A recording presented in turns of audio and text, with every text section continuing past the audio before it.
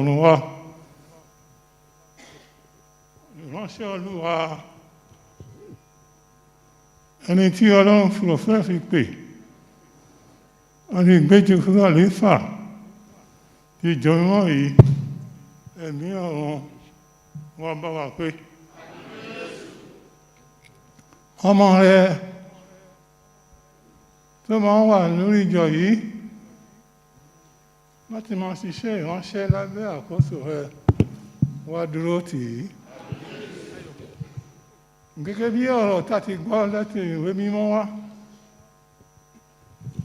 ọ̀rọ̀ Ọlọ́run tó jáde sí wa lónìí ẹgbẹ́ jáde láti 1 Peter chapter 2 from verse 1 to 5 tí lọ báyìí pé ẹlé ẹ̀mí àgàbàgebè àrán kan jìnnà sí ilé Olúwa nítorí pé ilé Olúwa mímọ́ ni mímọ́ ló jẹ́. Mímọ́ ni ilé Olúwa àwọn tó máa sìn ló máa sìn nínú ẹ̀mí mímọ́ nínú ìfẹ́ mímọ́ nínú ìwà tútù ọgbọ́n máa rìn olódodo láti máa lẹ́yìn pé ilé Olúwa kì í ṣe ibi tí èèyàn máa ń jẹ̀kọ ṣùgbọ́n ibi tí èèyàn máa ń kọ́ láti sin Ọlọ́run abàlàyé ìmísí Ọlọ́run kó gún wá sáàrin wa lónìí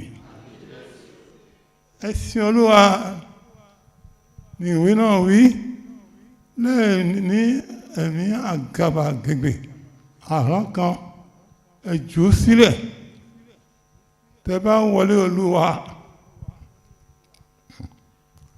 Jésù tá à ń tọ̀bọ̀ Jésù ọba ẹ̀mí a máa ṣe ìrúbọ ẹ̀mí níbi ilé mímọ́ rẹ̀ ìrúbọ ẹ̀mí yìí Olúwa kó fún orí kọ̀ọ̀kan wa ṣe ká má ṣe ṣe sódì kébí ti kọ̀wé rẹ̀ lédè French. Okay. Hallelujah. Hallelujah. Hallelujah. Le révérend pasteur vous venez faire le chauffard, adresse à nous tous ensemble aujourd'hui. En particulier pour l'anniversaire de la cérémonie de l'investiture de nouveau chariot de cette paroisse. Disons que nous devons être des enfants dignes de la gloire de Dieu et que tous les mauvais comportements qui peuvent se produire au milieu des enfants de Dieu devraient s'éloigner de nous pour que nous soyons dignes de la gloire de Dieu. Si vous savez que Dieu est saint, et c'est lui à qui vous devez donner le respect.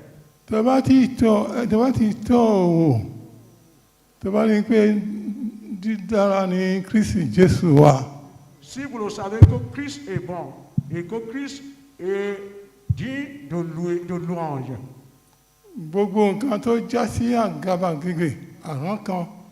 Et tous ceux qui ne sont pas dignes, comme des corées, des discours, des différents, devraient être bannis au milieu de nous. Cela devrait s'éloigner de tous les enfants de Dieu. Et chaque fois que nous rentrons dans la maison de Dieu, nous devons faire en sorte que tous ces mauvaises attitudes, comportements s'éloignent de nous.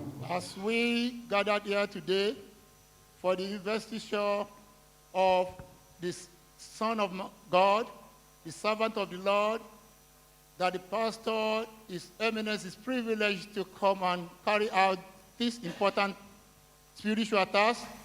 Our pastor has prayed for him that seat will be peaceful unto him, and that the church that he leads will be to the glory of God. Amen. The pastor equally said that this house of God is a holy place. It is a place that must be at peace at all times. And the sacrifice of holiness must be from the heart of the children of God to worship. It should not be a sacrifice of malice, of evil, or anything that is unholy to God. Therefore, holiness is a paramount thing in our midst. Tẹ́ bá máa ń pè mímọ́ l'Olúwa. We should know that God is holy. Vous devez savoir que Dieu Ilé est saint Olúwa ibi mímọ́ ni. et que la maison de Dieu est sainte. The Ó place of, yẹ kí ẹ̀mí wa kó máa dọ́gba pẹ̀lú Ọlọ́run ọba alààyè. Nous devons être ensemble, en esprit avec le Seigneur. that the Spirit of the Lord is dwelling on us. Nǹkan tó wà níta àgàbàgebè àrán kan àìṣe òtítọ́ òdodo ká máa lé ìdànù kúrò náà ìyá wa ká tó wọlé Olúwa. Toutes les mauvaises attitudes, les mauvais comportements qu'on se trouve parmi les enfants du monde, les païens, comme les rancunes, les discours, les colères, les bagarres, les différences, devraient être bannis au milieu de nous. Let us abstain from any evil thought when we come into the house of God. That thought of evilness, malice, wickedness has no portion in the house of God, which is holy unto God. Kẹ́ máa sin Ọlọ́run ní ẹ̀mí òtítọ́ àti òdodo. Nous devons adorer Dieu en esprit, en vérité. You must worship God in truth and in holiness. Ẹ̀sìn pẹ̀lú ògo ńlá kì í ṣe wọ́n ló wọ́n wá sí wa lọ́wọ́.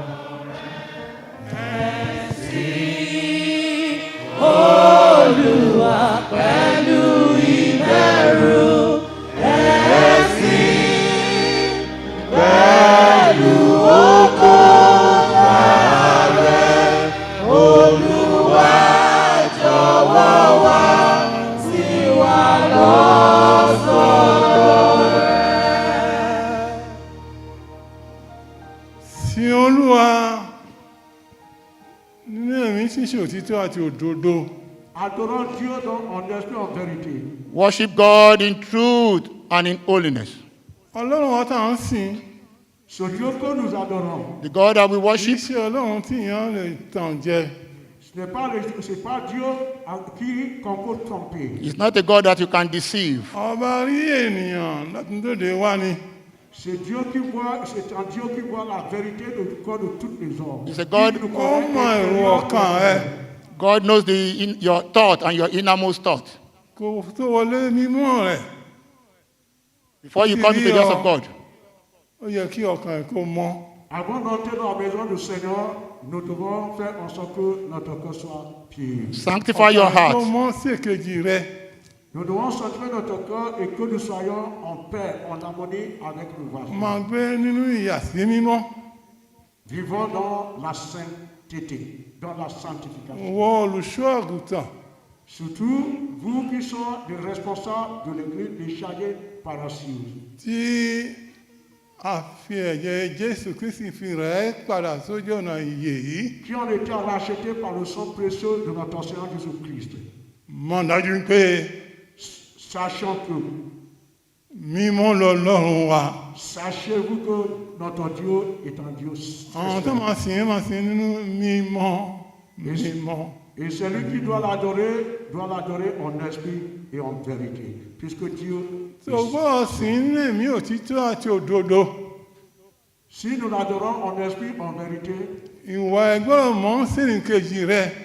votre attitude sera pure envers votre prochain. You must worship Ògbọ́n God. ní ẹ̀mí àgàbàgebè. Àrán kan. Ẹ̀mí tí ń jalè. Tí ń ba ọ̀nà Ọlọ́run jẹ́. Jìnnà síbẹ̀. Pátápátá. You must be at harmony with your neighbor when you come into the house of God. Vous devez être en harmonie avec votre frère, votre voisin, votre prochain en venant à la maison du Seigneur.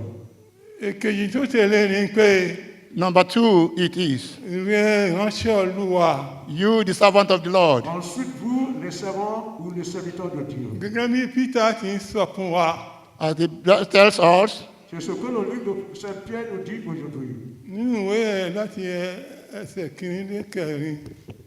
Quel chapitre? The book from verse 1 to 4. Verse 1. Le livre de Saint Pierre, en son chapitre 5, du premier verset jusqu'au 14e verset, nous dit, je lis en français. Voici les exhortations que j'adresse aux anciens qui sont parmi vous. Moi, ancien, comme eux, Èmi àgbà You elders di Kristi Jésù.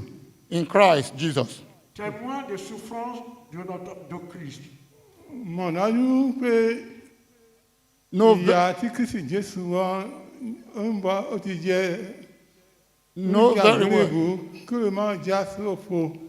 et participant de la gloire qui doit être manifestée.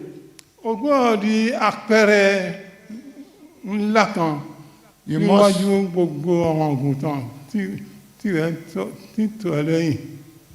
Les responsables de l'Église, les chargés par action devaient avoir bon comportement, bonne attitude devant les brebis que Dieu a mis sous son autorité.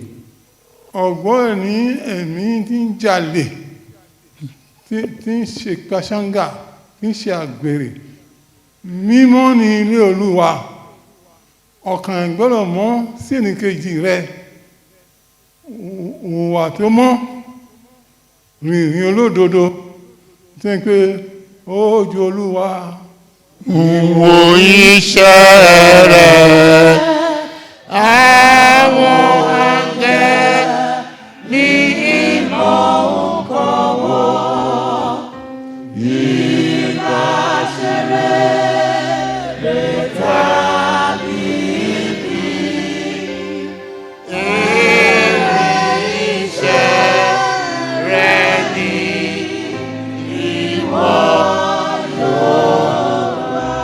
ye elders, our Father exhorts you that you should be concerned and be aware of the sovereign of Christ, and that in order to be a partaker of the glory of Christ, you must walk in holiness. There's no room for immorality or any inclination of evil. Should not have any place in the heart of the children of God. Therefore, as you are in the house of God, remain steadfast as true Christians in your heart. Be at peace and in harmony with your neighbors and your friends. And let the house of God reflect the trueness of his holiness, so that the sovereign of Christ will not go in vain. À vous les chargés par action, toutes les mauvaises attitudes, les mauvais comportements, les rancunes et toutes sortes d'autres doivent être bannis au milieu de nous, et surtout les péchés d'immoralité, comme la fornication, l'adultère, tous ceux qui ne sont pas dignes des enfants de Dieu devraient s'éloigner de nous à cause de tout ce que Dieu a mis sous votre autorité. Ẹ̀yin pẹ̀lú wa agbọ́dọ̀ rí àpẹẹrẹ tó jọjú níwájú Ẹlẹ́dàá wọn ayé tí yàn kan kò lè tàn jẹ. Agbọ́dọ̀ rí àpẹẹrẹ fún àgọ́ Ọlọ́run tó bá rí wa ìwà ọgbọ́dọ̀ mọ́. You and I, they must see the sign of Christ in us, the sign of holiness in us. Má ṣe wá ògo rẹ lọ́dọ̀ àwọn ọmọ ìjọ rẹ. Má ṣe dì wọ́n lẹ́rù wúwo. Do not seek Títà ń sọ fún ẹ lónìí. Do not seek any glory from the children or your flocks. Know that the caller that has called you, it is that glory that you should pursue. Ẹ má ṣe máa di ẹrù wúwo sórí àwọn àgùntàn yín. Do not laden your flock with heavy laden of Ne loads. pas les fardeaux les brebis. Ẹgbọ́n máa ń pé àwọn náà ń wọ̀ participate nínú grace tí ẹ̀yin náà ní lọ́dọ̀ Ọlọ́run. The children Àwọn of ọmọ ìjọ náà ó ní bẹ́ẹ̀. Ẹ má ṣe máa private wọn. Ẹ jẹ́ ká súnmọ́ Olúwa pẹ̀lú ìbẹ̀rù. Tí wọ́n máa ń pé Ọlọ́run mímọ́ ni, ẹ jẹ́ ká ẹni tí à ń tọ̀ bọ̀.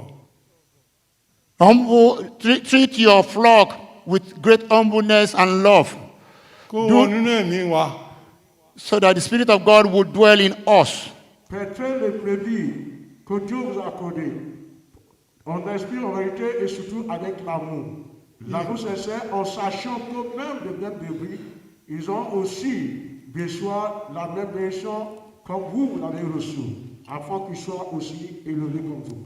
àwọn ọmọ dájú pé We must know well Vous devez savoir, ìfẹ́ owó the love of money l'amour d'argent ìmọ̀ mú ìránṣẹ́ olúwa jìnnà sí ìfẹ́ ọlọ́run. makes the servant of the Lord far away from his caller. c'est l'amour d'argent qui fait en sorte que le serviteur de Dieu est loin de Dieu et surtout qui les fait chuter la plupart du temps. tó bá lọ nínú ìwé ti Timothy, If you go into the book of Timothy chapter 6, Dans le livre de Timothée, en son chapitre 6, 1 Timothée chapitre 6, Timothy chapter 6. from verse 10, verset 10, à partir du verset 10.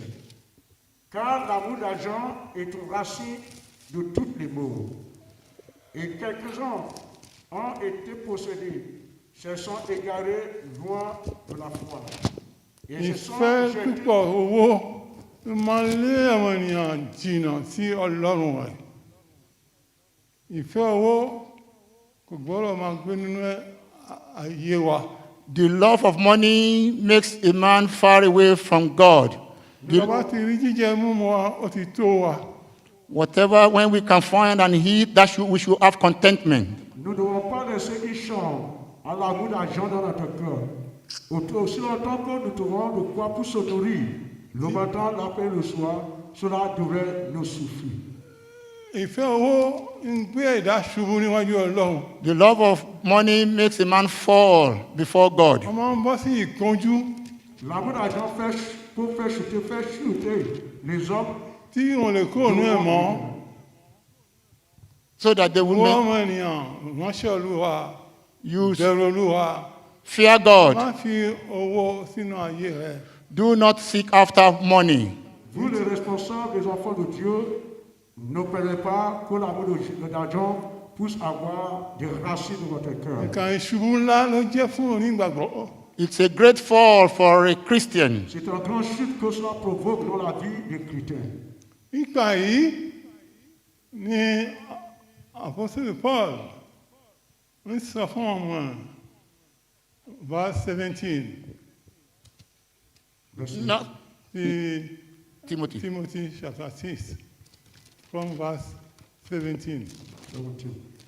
C'est le message de l'apôtre Paul envers tous les responsables et tous les chrétiens en ce qui concerne ce message. Se trouve dans le livre de Timothée, en ce chapitre 6, de verset 17. Disons, recommande aux riches des pressions secs, de ne pas être orgueilleux et de ne pas mettre leur espérance dans les richesses en ces temps. sọ fún àwọn olówó ọjọ́ wà ní. Tell the ṣe rich mú ọkàn wọn sínú owó. not to trust in their money or their riches, Mais de la mettre en Dieu. wọ́n gbọ́dọ̀ mọ owó lò. they must know how to use money ọkàn wisely. wọn kò gbọ́dọ̀ jókòó sínú owó. They must not sit magnificently amongst money. D'éviter de s'asseoir au milieu de la convoitise d'argent. kí olówó kó tó ní ọ̀rọ̀ ọ̀run. wọ́n Before ṣe rúbọ gbogbo nǹkan tó ní sórí ilẹ̀ ayé yìí. before ọ̀rẹ́ a, bẹ́ẹ̀ á lè fún un láti wọ ìjọba ọ̀hún. in order for a rich man to enter the kingdom of God, he would need to humble himself and follow Christ. Comme cela est difficile pour les hommes riches d'entrer dans le royaume des cieux, avant qu'ils puissent y entrer, ils devraient avoir l'humilité totale et de se débarrasser de toutes les richesses qui peuvent les faire chuter. sọ fún wọn lọ́rọ̀ Tell them kó máa ṣóore káàkiri nínú ayé yìí pẹ̀lú ọ̀rọ̀. that they should be merciful always, Vous devez kó tó rí ojú rere olúwa. particularly in the house of God. bí wọ́n ṣe rúbọ gbogbo owó tó ní ilẹ̀ ayé yìí. Notwithstanding your riches in this world, surtout dans la maison de Dieu, en sachant que les richesses que nous avons accueillies sur la terre, nous ne pouvons pas les emporter ou les amener dans le ciel avec nous. asán ní fún ènìyàn. yan láti fọkàn fún ìṣúra ayé tí yóò fò lọ. Ó yẹ ká wá péjọ ká ṣiṣẹ́. Iṣẹ́ tí Kristi rán wá. Èyí ni yóò mú wa pàdé ògo tí Bàbá ṣèlérí rẹ̀ fún wa. Èyí ni yóò mú wa pàdé ògo tí Bàbá ṣèlérí rẹ̀ fún wa.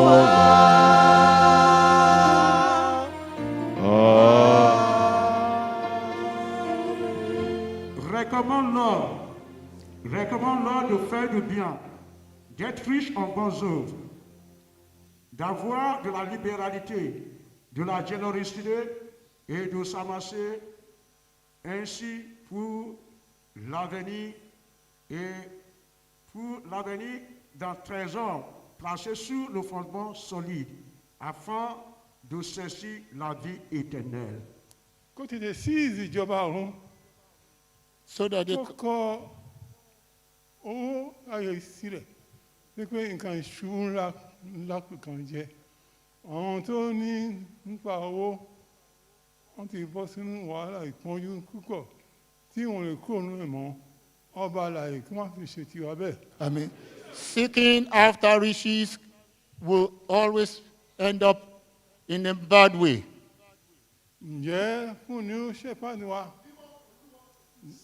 Samuel Ìdòwú à ń fi ìjọmọ́ lé lọ́wọ́ Unto kí the, àwọn ọmọ ìjọ mímọ́ kó lè máa kẹ́kọ̀ọ́ ọ̀dọ̀ rẹ di àpẹẹrẹ tó tọ́ sí ọmọ Ọlọ́run níwájú gbogbo ọmọ ìjọ tí rẹ̀ ń bọ̀ oúnjẹ mi jẹ kó máa rí nínú rẹ̀ pé yes ìránṣẹ́ Ọlọ́run nìyẹn unto ní the, àmì ọ̀run náà kó máa bá ẹgbẹ́ gbà gbogbo gbà. Amen. Le chargé de la paroisse devrait être un chargé irréprochable, de bon comportement, donner de bons exemples aux enfants de Dieu qui sont sous son autorité, afin qu'ils puissent savoir qu'il est un chargé digne de la gloire de Dieu. Pourquoi pas? Vous devrez être aussi généreux, nourris, donner à ceux qui ont besoin, à ceux qui n'ont rien à manger, ceux qui sont pauvres, afin qu'ils soient heureux et soient contents de l'homme que Dieu aussi vous a confié. Unto the shepherd, ìránṣẹ́ Ọlọ́run àlùfáà Ọlọ́run the shepherd, Ìdòwú Samuel a fi ẹ́ síwájú Ọlọ́run lónìí. we place you before God today. Nous te plaçons devant l'Éternel aujourd'hui. Ọlọ́run mi tí ń bá àwọn tiẹ̀ gbé The Lord that lives with his kó own di ẹ̀ mú should uphold you, kó má ṣìṣe that you will not fall, kó má ṣìwàkù that you will not stumble. bẹ̀rù Ọlọ́run Fear God. Ayez la crainte de Dieu. bẹ̀rù Ọlọ́run Fear God. Ayez la crainte de Dieu. kó tó dé bí báyìí ní ilé Ọlọ́run máa ń pé ibi mímọ́ kan ló jẹ́. Crains Dieu. Il faut que tu saches qu'ici est un lieu saint. You should know Àwọn that ìdáhùn ayé ojókòó nínú tẹ́ńpìlì tí ń wò ọ́ ó yẹ kí ọkàn ẹ̀ kó mọ́. let your heart be holy and be clear. Laisse ton cœur kó soit mọ́ sí pur èkejì ọ̀tá ẹ̀ et propre. máa ṣe rere Do good always. máa wà láfíà Seek after peace of the church, kọ́ Ọlọ́run ọ̀ṣọ́fà kó wá ràn án lọ́wọ́. and the God of Oshoswa will assist Lásìkò you. tí ẹ kí ìjọ mọ́ yìí lórí ìjọ yìí tí elephant castle kó lè máa gbèrú sí i. That at your time, this church will go from strength to strength. Sois gbogbo toujours. ìbùkún Amen. tí ń tẹ̀lé àwọn tí ń gbọ́ ọ̀rọ̀ tọ́lọ́run tí ń bẹ̀rù Olúwa kó máa tẹ̀lé yín gbogbo ọjọ́ ayé. And the yín. blessing of the Lord that follows those that does his will and does his task shall follow you always. Ẹ̀ní fi àìsàn fi ṣe é, That you will not suffer and you will not have any cause to gnash your Ẹ̀mí fi teeth. ìpọ́njú fi ṣe é.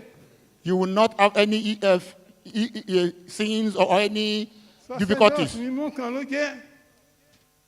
Ẹ má ṣe bà á jẹ́. Jẹ́ ká dì í mú ká máa gbé ìjọ yìí gẹ́gẹ́. Má ṣe bà ẹ̀sìn jẹ́. Évitons de Ọkàn mú détruire, ọkùnrin bà ẹ̀sìn. évitons de détruire cette église et toutes les activités Ẹ má qui bà ont été menées ẹ̀sìn dans jẹ́ l'église. o.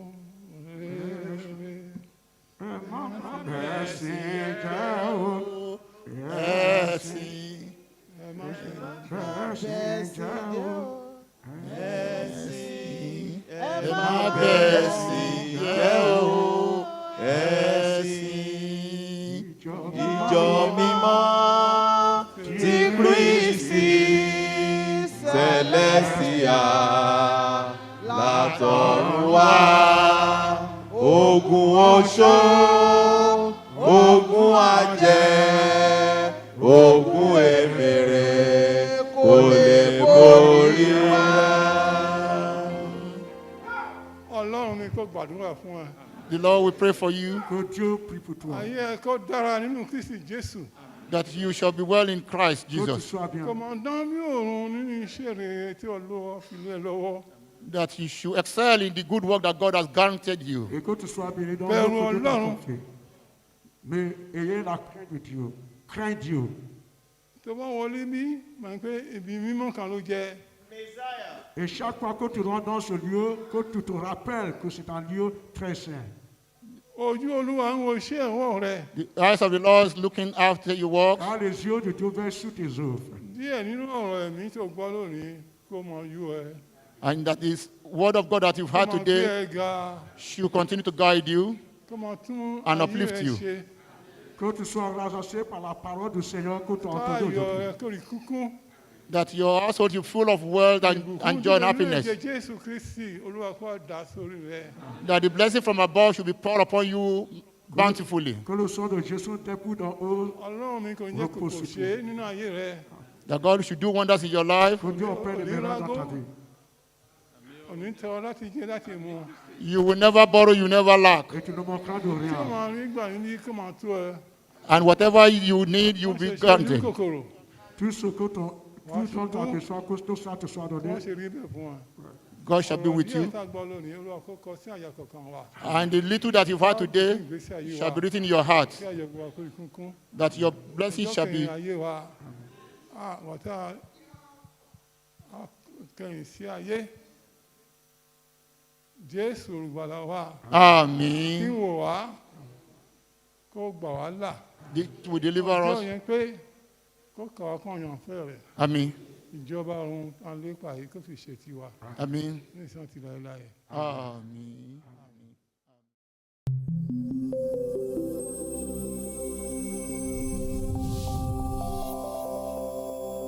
Celestial Television Network.